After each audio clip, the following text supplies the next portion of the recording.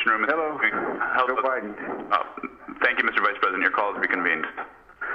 Petro, can you hear me? Yeah, now it's better. I can hear you better too. I'm sorry. No problem. You were saying, I missed what you were saying. Yeah. So, first of all, I'm very happy to hear you. Second, this is very valuable for me that you find out a time for me even in Minnesota. And I'm dreaming some days to be with you in Minnesota. That's easy, man. I tell you what, I'd like to be with you instead of Minnesota right now, but go ahead. The third, I have some positive and negative news. I will start with the positive news. Well, good. Joe, I have a second positive news for you. Yesterday, I met with the General Prosecutor Shokin. Yes. And despite of the fact that we didn't have any corruption charges, we don't have any information about he doing something wrong, I especially asked him, no, it was the day before yesterday, I especially asked him to resign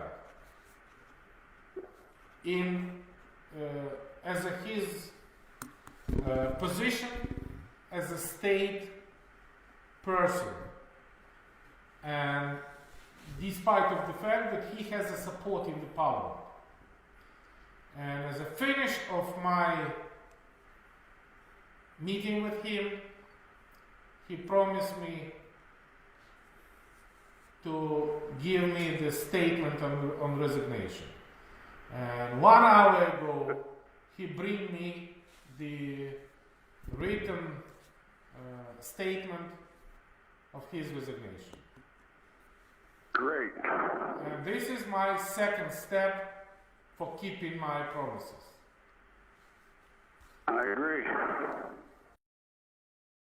Poroshenko? Yes. 1 moment for Vice President Biden.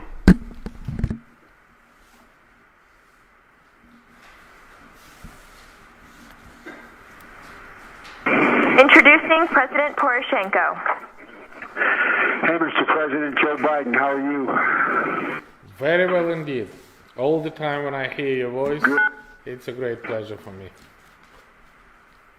Well, I'm on Air Force 2, and I think we're going to stay connected. We just took off, and I'm hoping this connection will stay open. Assuming that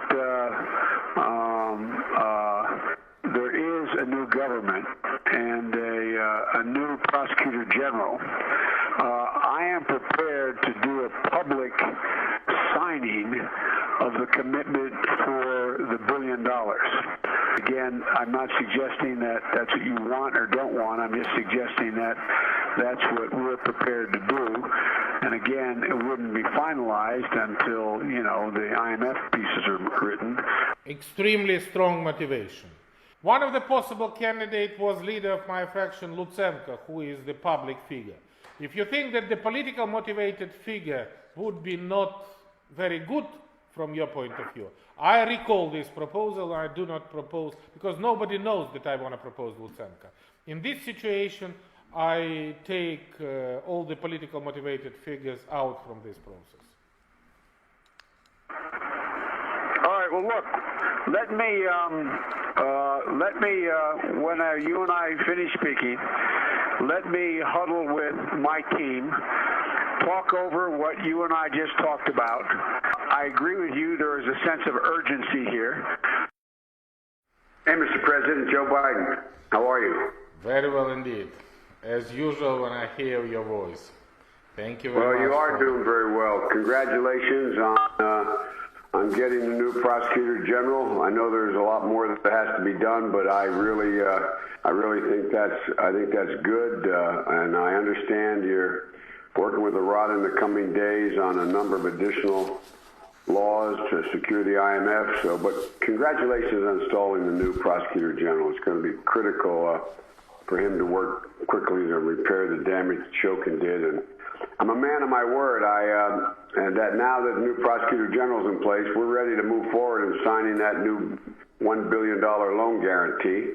And I don't know how you want to go about that. I'm not going to be able to get to to Kyiv anytime soon, meaning the next month or so, and I don't know whether you could either sign it with our ambassador, or if you came here, we could sign it, or if you want, we're inviting Groisman here later. I'm going to be talking to him later this morning, not for that purpose. We're inviting him to Washington, and so I'll leave it up to you as to how you want that done and when you want it done. First of all, thank you very much indeed for these words of support. Believe me that it was a very tough challenge and very difficult job, and Mrs. Timoshenko and Mr. Leshko faction tried to break this, because we not only voted for the new prosecutor general, which we do in a very short period of time, within 1 day we changed the law. By the way, in this law we presenting the new structure of the General Prosecutor Office, including the General Inspection, as we agreed with you. That's real. And the second thing, I immediately invite Lutsenko and said that he should contact your embassy, and I would be very pleased if you will have a certain person who can come either from Washington or whenever. We have here, I don't remember his name, the Ukrainian origin American prosecutor. He is a little bit old. I sent to the Jeffrey his name, and he was ready to come and to be assistant and advisor. With a very good experience in the American system, and he can be the person of trust with the new prosecution system. I think this is exactly the right time to do that, and if he is still ready to come and to cooperate from the very first step, from the very first minute of the new prosecutor, that is exactly what I'm looking for. Well, let me get in contact with the Justice Department and pursue that. I'll get his name, and let me find out where that is, because it is in our interest, obviously, to provide professional assistance as quick as we can, so this gets up and started in the right direction. So I will move on that as soon as we hang up. I'll put that in train, and I'll get back to you as to what I'm able to do. Absolutely. The second thing, thank you very much indeed. This is exactly what I'm looking for. The second thing is that I want to thank you that you give me your word that immediately when we change the legislation and I appoint the new prosecutor general, and it would be Yuri Lutsenko, as we agreed on our previous meeting in Washington, and when it happened, we can have this loan guarantee, and thank you very much. But before Vice President Biden comes, I just wanted to try to urge you to see if there's a way to get by this problem of replacing the prosecutor general, Shokin, because from our perception, he's blocked the cleanup of the prosecutor general's office, and I know the Vice President is very concerned about it, and I think it'd be good to try to have some resolution of that before the Vice President comes, if it's possible, and have real clarity as to the steps that we're going to take forward. I think his visit and his speech to the Rada are a good opportunity to showcase your successes as we continue forward. And I doubt that any other general prosecutor can do that, but we provide absolutely transparent procedure for the selection commission, and the procedure was widely accepted both inside the country, including my opponents, all the NGO, all the parliamentary forces. They widely accepted as an absolutely transparent and effective situation. And as I promised, the very next day, before the 1st of December, exactly as I promised to Vice President Biden, this person who was selected by the Selection Commission as appointed.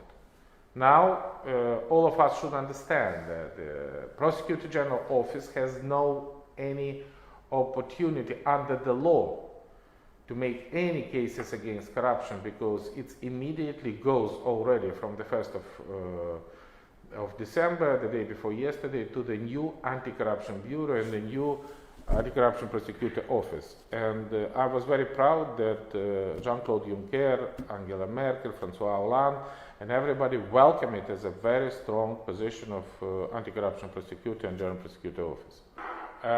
For the prosecutor position and for Inspector General, I am also proud that exactly as we agreed with your Minister of Justice guy and your embassy, the Office of Inspector General is already established. It is coordinated not by General Prosecutor, but the Deputy of General Prosecutor, Mr. Sakvarilidze, exactly as we agreed with the Vice President and with the Ambassador. For the other continuation with the Prosecutor General Shokin and other things, I think I will speak with the Vice President Biden, and I doubt that it would be theoretically even possible to make any decision without any arguments before. Vice President's going to take up with you, and we'll have a more detailed discussion about it. Thank you. Thank you, John. President, just 1 minute for Vice President Biden. Thank you. Introducing President Poroshenko. Now I have, and I think we can trust each other, the party of Arseny together with me. They were together during the voting of the General Prosecutor, voting of the government, voting of the IMF, and I hope we have a significant level of support. Unfortunately, this is not fully enough. This is almost majority in the parliament. And those who goes to the United States, Samopomich, Timoshenko, and Leshko, who do not go there, for different reasons, completely against that. Because this is the political reason. This has nothing to do with the essence of the agreement. This is just a dirty political tricks. And that's what I'm asking from the Jeffrey. Please do not give the grants to the Samopomich. Do not give them money. Because this is not a financing for the opposition party. This is the financing of the absolutely irresponsible political leader who is doing very bad things for the future of my country and for the Ukraine, for the security and for the stability. That's, I think, first of all, I am completely satisfied with the messages they received in Washington. They were quite strong and quite decisive. Yeah. I think that would be a good idea if you continue to have a press on Samopomich, because if Leshko and Timoshenko, this is a loss, on Samopomich because you support them, in that situation they could give a positive response, because without Samopomich we cannot even expect any positive things on the constitutional changes. Okay. All right. Well, look, that would be impossible, because if I can count on me with a law, election law, I can find out the votes. Without Samopomich, I cannot find out the votes on the constitutional changes. This is very simple. All right. We will do everything to help you to get the votes. Let me ask you one thing before I forget. Privat Bank. I understand the governor of the bank is tentative about setting a date certain for the transition to take place, and I'm being told secondhand that, I don't know if this is her position for sure, that she is unsure of a date until she gets an agreement from you. Here's what I've told them. I've told them to get back to her and set a date, and I would talk to you about the date. Because this is getting very, very close. What I don't want to have happen, I don't want Trump to get in a position where he thinks he's about to buy onto a policy where the financial system is going to collapse and he's going to be looked to pour more money into Ukraine. That's how he'll think about it before he gets sophisticated enough to know the detail. So anything you can do to push the Privat Bank to closure so that the IMF loan comes forward, I would respectfully suggest is critically important to your economic as well as physical security. I know it's difficult. I know Kolomoisky is a pain in the ass and a problem for everybody, but it really is critical that you guys figure this one out. And you've been good. You've publicly spoken out as I've asked you to do. You've done that. I just want you to give the what's she called, the commissioner, the governor, the governor of the bank, give her some spine. Let her know that you're going to be standing there when she sets a date and moves forward. This is very important what I hear from you, and I think that on the 22nd of November, on Tuesday, I will have a final report from Ernst & Young audit, and we agreed that me, Prime Minister, Minister of Finance, Governor, I invite Arseny and our security officers should meet and make a decision about the date. The only reason I have, after 22nd, when I have an audit report, we have a voting of the budget in the parliament, where Kolomoisky has a significant number of members of parliament, and the Prime Minister asked me to vote budget first and then launching the process. This is the confidential information, but I will keep that with me. I will keep that with me.